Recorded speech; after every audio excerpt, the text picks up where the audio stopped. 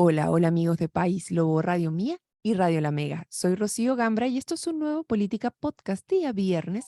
Este viernes 28 de julio tengo un invitado especial. Él es César Miranda, él es periodista, es estratega electoral, consul- consultor político y dentro de sus más grandes logros, que lo voy a agregar yo, fue jefe de campaña de Gloria Hood, la única que salió del centro, podríamos decir, del centro político. ¿Cómo estás, César Miranda? Encantado, Rocío, muchas gracias por esta invitación. Feliz y contento y gracias por el reconocimiento de Gloria. Hay otros candidatos con los cuales también he trabajado y que les ha ido bien, pero el más reciente es Gloria y todos la creemos, todos la Yo creo que es valoramos el más bastante. conocido a nivel nacional porque este programa, a pesar de que lo grabamos en la región de los lagos, efectivamente se escucha en distintas partes del país, tiene alcance nacional igual. Así que yo creo que de las que todos conocen, por eso yo creo que ahí tu mayor logro y el que es conocido es la candidata y ahora consejera constitucional Gloria Hood. Oye, Saludos el para día de ella. hoy, así es un saludo para ella que la hemos tenido varias veces también en País Lobo haciendo entrevistas. Querido César, el día de hoy la idea es conversar de la encuesta CEP. ¿Y por qué la encuesta CEP? Este programa es Política Podcast y en esta nos viene a entregar mucha información y es una de las encuestas más esperadas. Primero me gustaría que contaras, así como analista político, por qué es tan importante esta encuesta para el mundo político. La encuesta CEP tiene relevancia histórica dentro de la política nacional, tiene relevancia metodológica, tiene relevancia como una carta de navegación bastante seria, o al menos en lo que dice relación con los análisis de opinión pública, acerca de qué es lo que debe considerar la clase política o cuáles son los parámetros respecto a los cuales tiene que moverse, ¿no? Por regla general, esta es una encuesta que la mayoría de los analistas tiende a considerar como una excelente fotografía de lo que opina la gente. Su metodología es bien lenta porque es tomada de forma presencial. Entonces, a diferencia de la mayoría de las metodologías de encuestas y de mediciones de opinión pública que existen hoy día, que son o telefónicas o por correo electrónico o una mixtura, ¿no? En el cual es semipresencial, esta tiende a entregar una información un poquito más precisa, mejor segmentada y más extensa respecto del grado de identificación de las personas en términos políticos, sus anhelos políticos, su percepción política, su evaluación de la situación política.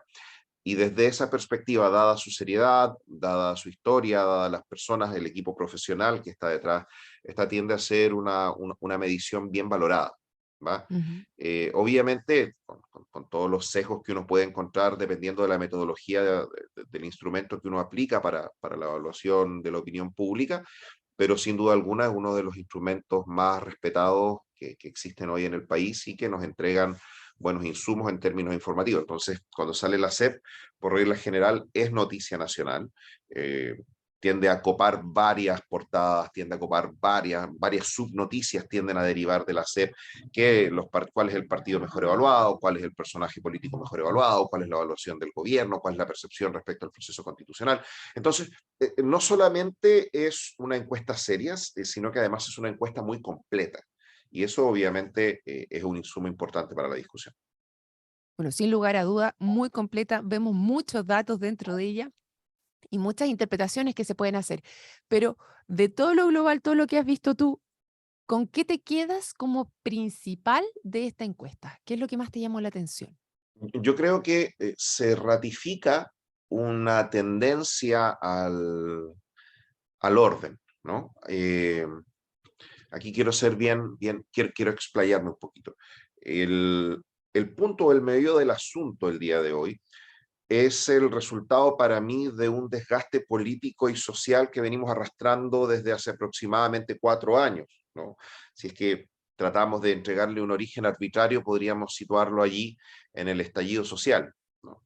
Eh, Donde como sociedad hemos ido enfrentando una serie de incertidumbres e inestabilidades a las cuales algunas hemos podido darle un cierre relativamente exitoso, o cierre al menos, y otras que se han ido sumando y acumulando y que han contribuido significativamente a la inestabilidad de nuestras personas propiamente tal. de nosotros como personas. Pensemos, por ejemplo, en lo que sucedió con el estallido social y todo el proceso político que vino después. Tuvimos un plebiscito, tuvimos un acuerdo político primero, después tuvimos un plebiscito de entrada, tuvimos elección de convencionales, tuvimos una convención constitucional particularmente traumática para nosotros como sociedad, porque se suponía que iba a ser un organismo que en teoría iba a poder llevar y consolidar el camino institucional de la resolución del conflicto más importante que teníamos a nivel social desde el retorno a la democracia, y terminó siendo un fracaso, con toda la incertidumbre social, política y económica que eso conlleva, lo que nos obligó a abrir un segundo proceso constitucional, que terminó siendo un proceso constitucional bien poco querido, bien poco valorado, si nosotros observamos la mayoría de las mediciones, y que terminó con un resultado electoral sumamente sorpresivo, ¿no? Entonces, esto ha sido como una temporada constante de Juego de Tronos, donde no es posible encontrar estabilidad política en nuestro core, ¿no? En el corazón de nuestra organización política, que es la Constitución. A eso súmale que tuvimos que vivir una pandemia, ¿no? Que tuvimos que vivir una pandemia que significó un cambio en nuestra metodología de vida, y posterior al retorno de la pandemia, que al parecer sorteamos de manera exitosa, ¿no? Digo al parecer, porque siempre tiene que haber espacio para la crítica, hay otro problema, que empiezan a cambiar las metodologías delictivas y se empiezan a complejizar. Junto a ello empezamos a enfrentar una situación migratoria particularmente descontrolada, que ningún gobierno logra ponerle el cascabel al gato. La situación económica empieza a empeorar. Eh, el gobierno que asume, que es un gobierno que asume con una voluntad de cambio, se muestra tan deficiente en lo administrativo, en lo político, en lo moral y en lo ético como gobiernos anteriores. Entonces, al final del día, tú piensas, por favor, algo de estabilidad y orden. Y necesito algo de estabilidad de orden. Y eso lo refleja esta medición, ¿no? Uno observa el rango de identificación político, por ejemplo, donde izquierda y derecha hoy día están iguales, donde hay un declive significativo del no sabe y no responde respecto de la identificación política, donde republicanos aparece como el partido mejor evaluado, donde las primeras preocupaciones se enfocan principalmente en seguridad. Todo esto para mí refleja la necesidad de estabilidad, ¿no? Es como cuando uno viene de una serie de relaciones tortuosas, llega un momento en el cual dice, ya, no quiero más guerra, quiero estar con alguien tranquilo, con el cual pueda ver una película el viernes en la noche, tomándome un vino y regaloneando en el sillón, y no quiero más. Quiero eso, ¿no? Yo diría que la sociedad chilena en estos momentos está en esa posición. Quiere poder llegar un viernes tranquilo a su casa en la noche, tomarse un vino, tomarse una cerveza, un jugo, un agua, ver una película con su familia y listo, no más, Mm. ¿no? Como que por favor dejen ojalá devolvernos a este Chile más tranquilo que alguna vez entre comillas tuvimos. Sí, es interesante, y hay varias láminas que apoyan lo que tú estás diciendo, claramente. Me llama la atención una que es la lámina 14, en el cual le preguntan, en el momento actual, ¿usted prefiere líderes políticos, convencionales, constituyentes, que privilegien los acuerdos, aunque tengan que ceder sus posiciones o que defiendan sus posiciones, aunque eso implique no llegar a acuerdos? Me llama particularmente la atención porque cuando vamos a diciembre del 2019 está súper alta, en un Mm, 78%, o sea, en el momento más álgido la gente quería líderes que dejaran sus posturas y se pusieran de acuerdo. Pero ahora la tenemos en un 59. Esto cayó mucho y me da como el mismo sentido de lo que tú estás diciendo. Sí, ok, ya tuvieron tiempo para conversar. Ahora dígame para dónde vamos. Necesito claro, que ustedes ya tienen claro qué es lo que quieren. O sea, ya conversaron un montón del año 2019 hasta ahora y ahora necesito que sean firmes en hacia dónde vamos como país, para dónde ponemos el buque. Y eso me da mucho sentido en el cual cuando lo juntas con el no sabe, no responde, baja y hay un 8% que se va a republicanos directamente, que es esta línea más dura de decir, el buque yo tengo claro que tiene que ir para allá. Entonces, si sumas estas dos cosas, claramente la gente está diciendo ya, suficientes conversaciones, ahora tenemos que dedicarnos en un rumbo claro y fijo. Estoy de acuerdo sí, con lo que tú señalas. sí, Dime. sí, sí, sí. De hecho, haciendo una referencia al proceso constitucional, algunos dicen que estas no son buenas cifras para el proceso constitucional. Yo no estoy tan seguro, ¿ya? todos tienden a pensar de que este va a ser un proceso constitucional que va a fracasar por la baja confianza que existe, que varias mediciones que te indican que no hay tanta confianza en el proceso, que no le gusta cómo se están haciendo las cosas. Pero yo diría que después de analizar las diapositivas en lo que dice relación con las personas que creen que esto está mal, que es un 37%, otras personas que creen que está bien, que está cerca del 20%, y otras personas que en realidad dicen ni bien ni mal, está por ahí también cerca del 37%, yo tengo la sensación de que el proceso constitucional, y es quizás ahí donde está la clave del éxito para el proceso constitucional, va a ser como lavar los platos después de una gran fiesta, ¿no? Eh, Cuando tú haces una gran fiesta en tu casa y posteriormente al otro día, cuando haces un carrete también, te toca hacer el aseo, eh, yo diría que una de las partes más lateras es lavar la loza. O sea, tú la dejas ahí y dices, ya lo voy a lavar más rato. No, no estoy ni ahí con lavar la loza, porque tengo que lavar las ollas, tengo que lavar los platos, tengo que lavar los vasos, qué lata. Pero al final del día lo haces, ¿no? Lo terminas haciendo igual, porque más allá de que sea una pega latera, más allá de que sea una pega fome, más allá de que sea una pega sucia, más allá de que te quite tiempo de descanso un fin de semana, no puedes llegar a la semana con la loza sucia. Y finalmente la terminas lavando igual, terminas haciendo esta labor fome y latera igualmente. Yo creo que el proceso constitucional tiene espacio para transformarse en el lavado de platos, algo que nos da mucha lata, algo que no nos alegra mucho hacer, algo que no tiene prácticamente ninguna épica, pero que tenemos que hacerlo, porque al final del día tenemos que dar los platos igual. Yo creo que en este caso, que exista un porcentaje importante de personas que dicen ni bien ni mal, es esperanzador para un proceso que partió con muy bajas expectativas, ¿no?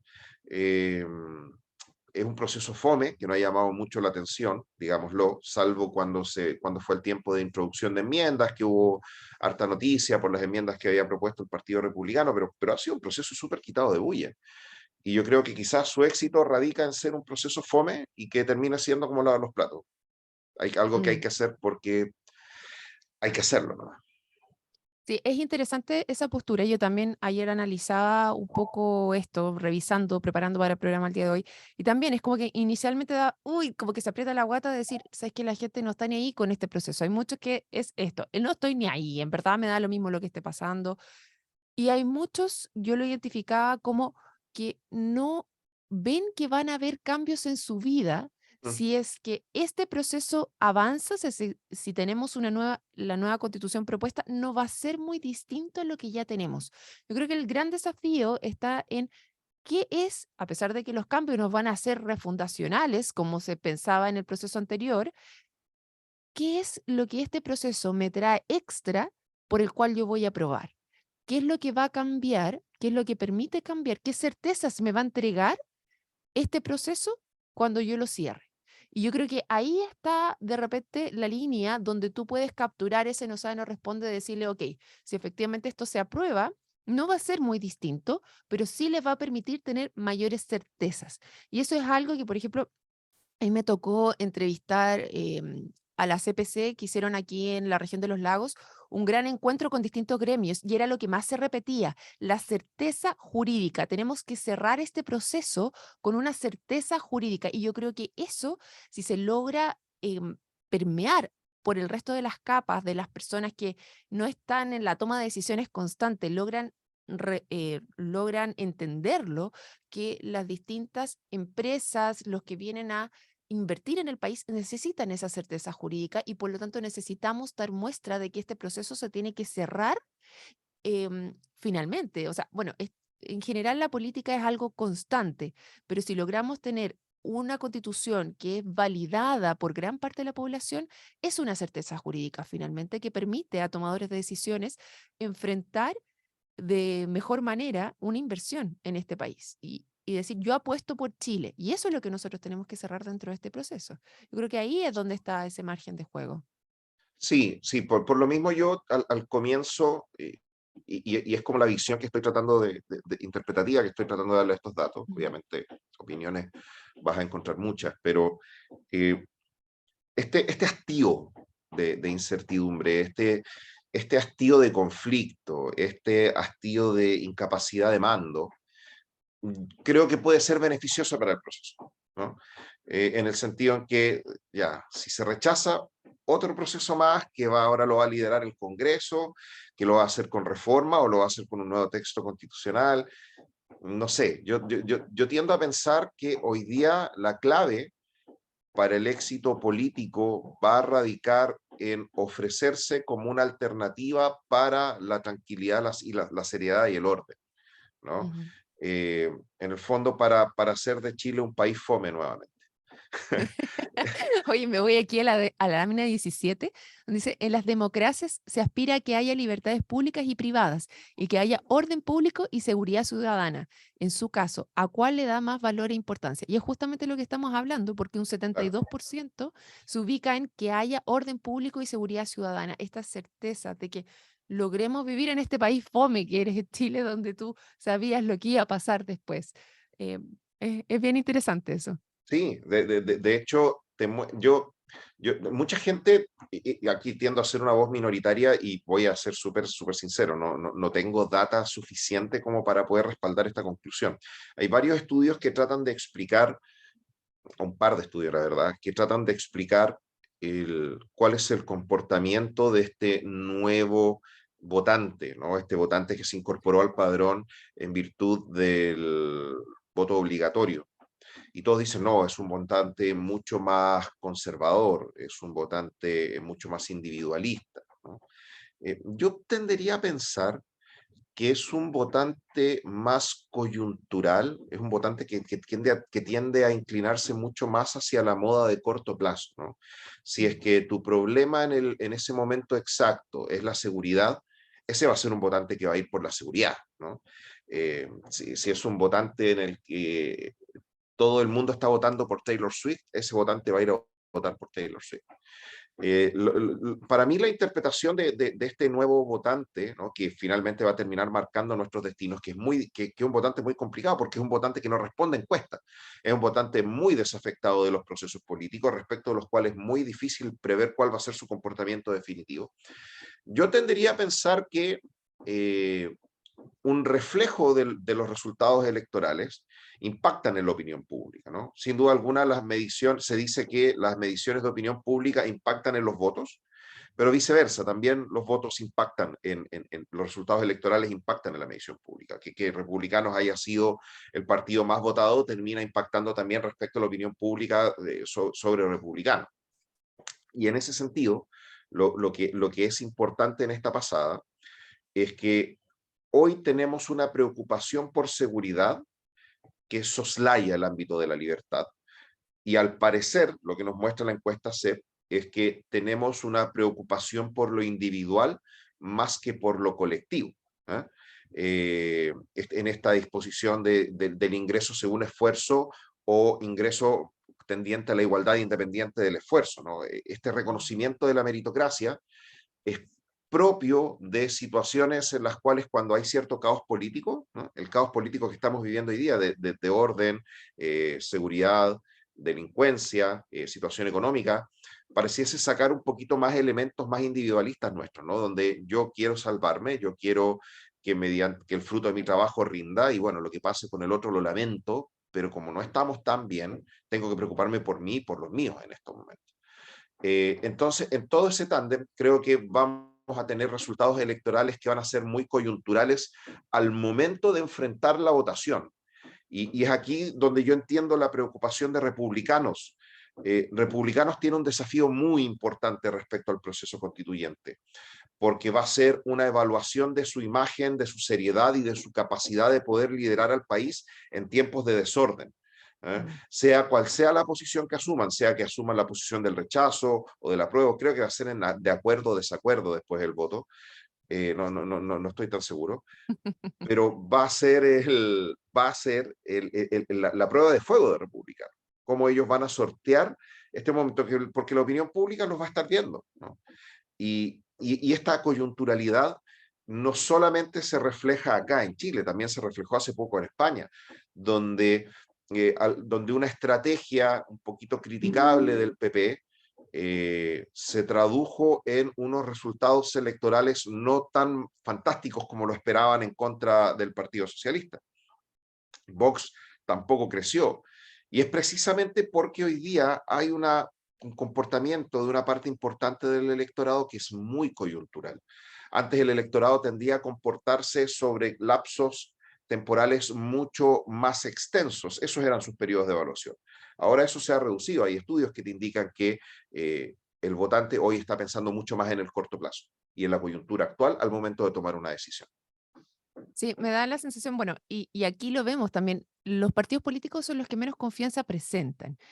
Yo pensaba, si nosotros tuviéramos que encasillar a los distintos partidos políticos y este electorado que va tomando las decisiones, es como, ¿qué le pongo a mi sopa? Ahora necesito un poquito más de seguridad y decisión, después necesito algunos que sean más dialogantes, después necesito un poco más de refundación y revolución, y así va construyendo las distintas elecciones de acuerdo a lo que en el momento necesita. Así que estoy súper de acuerdo con el postulado que tú estás haciendo. Y ahí es el desafío de los partidos políticos, donde le permitan al electorado entender en qué casilla está, o sea, qué condimento le van a poner a la sopa dependiendo del momento político. Y también de la política en general, de entender que son mayorías circunstanciales y no mayorías en el largo plazo, como le pasó a este momento refundacional que tuvimos en el proceso anterior, donde se creían que Chile había cambiado, Chile era distinto y lo que quería era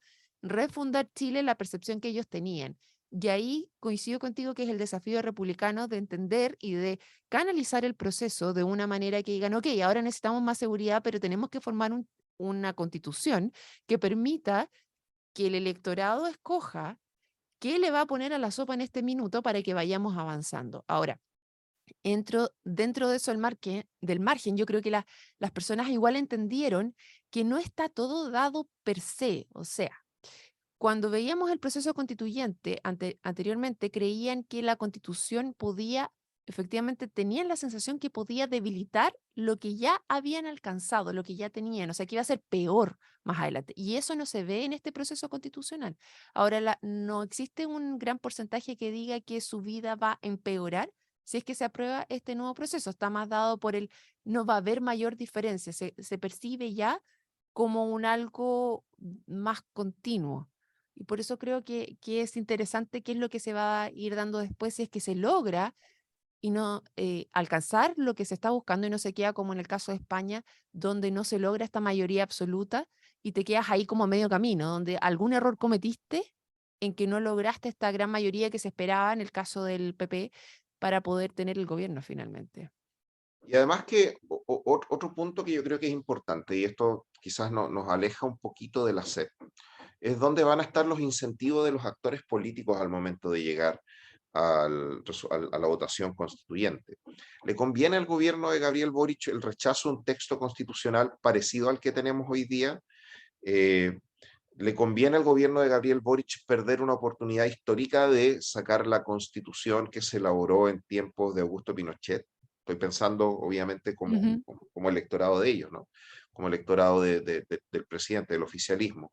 ¿Le conviene mantener el flanco constitucional abierto a este gobierno? Viceversa, ¿cuál va a ser el incentivo a republicanos? ¿Aprobar el texto constitucional nuevo y ser parte de la historia del país y atribuirse un logro importante, porque ellos son los conductores del proceso constitucional en estos momentos, dada su fuerte mayoría? Eh, ¿Cuál va a ser el rol de Chile Vamos en ese proceso?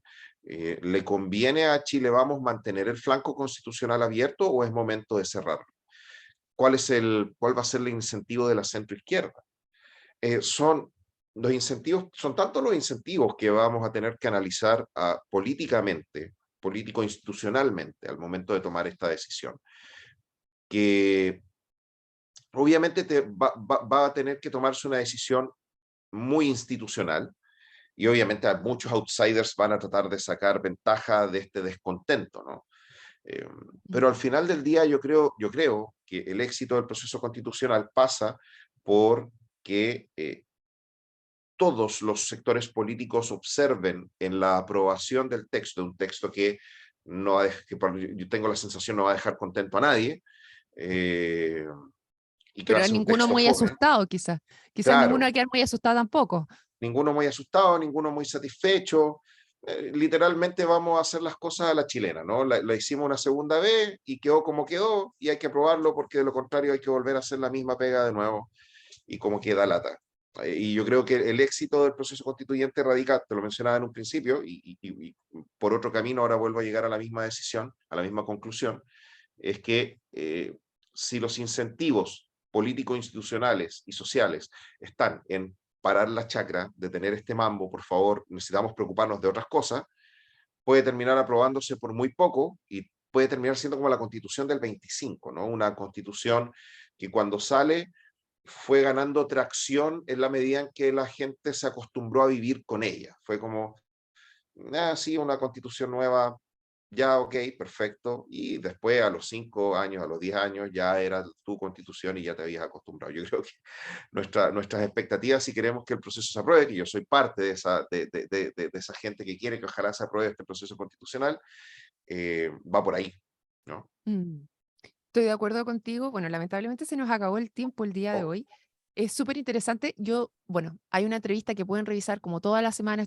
Estoy conversando con distintos consejeros constitucionales y el día de ayer justamente traía esto y yo creo que para cerrar es justamente cuál es el incentivo de los distintos actores políticos y es cómo logramos a poner el país por delante los incentivos personales de cada uno de los grupos. Y ahí está el gran desafío y una vez que cuando veamos un proceso, y mira, qué lindo sería si más adelante nos damos la vuelta y vemos un proceso llevado por el Partido Republicano con la firma de Gabriel Boric. O sea, ya claro, más transversal, es muy difícil que lo logremos y yo creo que nos sentiríamos muy orgullosos como país si realmente podemos hacerlo, pero eso solamente lo vamos a ver a la luz del futuro, yo creo, cuando miremos con un exacto. poquito más de Sería perspectiva. con todas las luces, lo que tú acabas de señalar sería el fin de la transición, a todas luces.